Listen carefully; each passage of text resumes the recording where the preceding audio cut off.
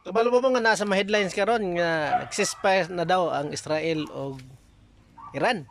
Kini subay sa statement ni President Donald Trump sa Amerika.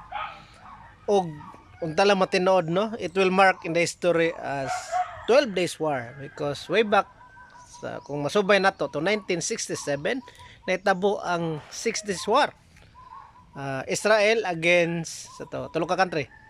Egypt, Jordan and Syria I think. So naglast og 6 days before na human ang gera. So although karon dili pag isa klaro because accordingly wala pa kini gi-approve sa um, Israel Parliament no ang ceasefire. But hopefully may tabo lang because kung tanaw nato kaning girahan compare sa gira tong 60s war, it's a mutual destruction. So the more nga magdugay ang ilang enkwentro, the more nga inflict sila sa damage. Ug dili lang sila ang ma-damage. Apil pang neighboring country because nabalita lang ang Qatar is paluparan pog missile.